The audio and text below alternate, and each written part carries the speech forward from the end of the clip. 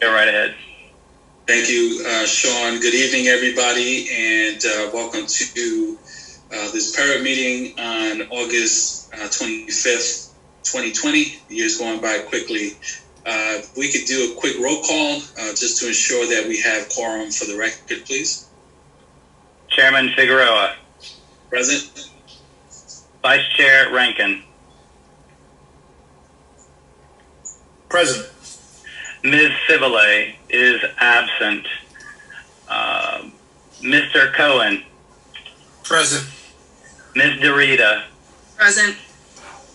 Ms. D. Here. Mr. Fontaine.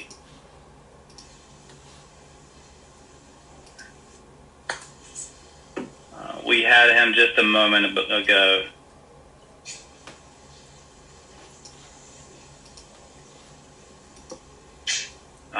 We'll see if he joins when we come right back.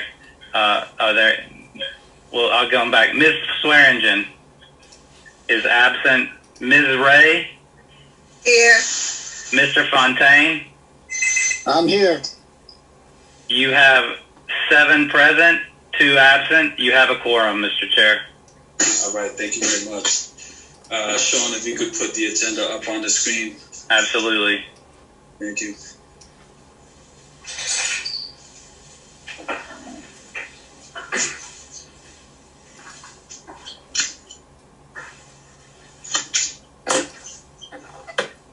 So we see the agenda is up on the screen. We have several items, including 2 presentations or 2 speakers this evening that will be joining us.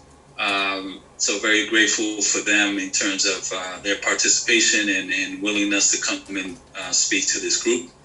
I will say that in terms of our work, we've been diligently chipping away at the open cases that we have. We were able to get a subpoena to retrieve some of the records that we needed for review as a board. The hope is that with this momentum, as we're getting more and more information on the cases or complaints that have been filed with PERA, we absolutely want to ensure that we're eliminating any and all obstacles in terms of our ability to retrieve documentation from the police department so that we can find resolution for those that have put their confidence and their trust in this board. I know it hasn't been ideal to date. We've been delayed in receiving information, but that is through no lack of trying. That is now beginning to come into fruition, which is very important.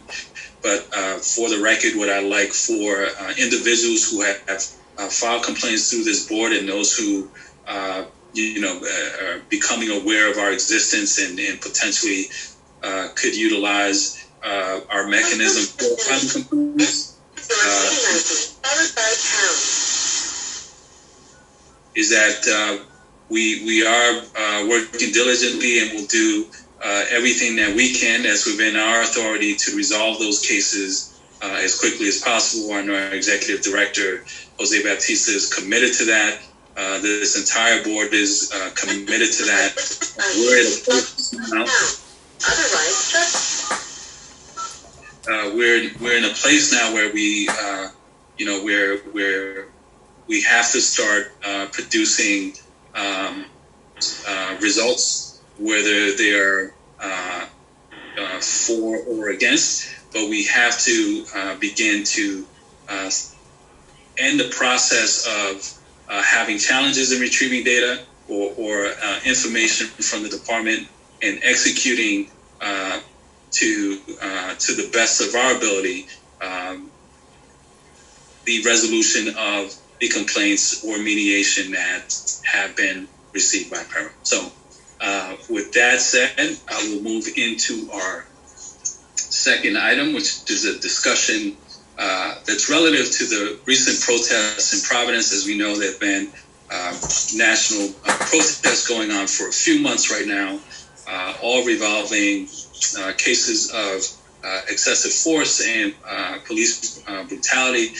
We know that just recently there was another shooting nationally of Mr. Blake. And just yesterday there was another shooting of Black Lives Matter protesters who are on their march from, I believe, Wisconsin to Washington, D.C. These are all things that we keep an eye on here because, as we all know, Providence, our state, is not immune from some of these